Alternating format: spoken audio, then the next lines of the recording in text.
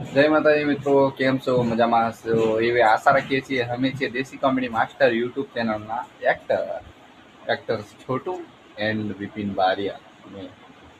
તો મિત્રો, આજે છે ગોકુળ આઠમ.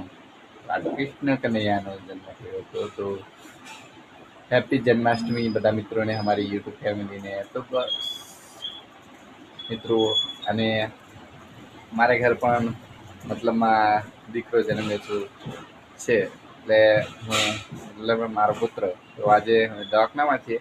તો અહીં બજારમાં આવેલા મેં જે દુકાન પર જોબ કરું છું ત્યાં. તો એ દવાખાનામાં છે. આજે રજા મળવાની છે તો ઘરે જવાના છે.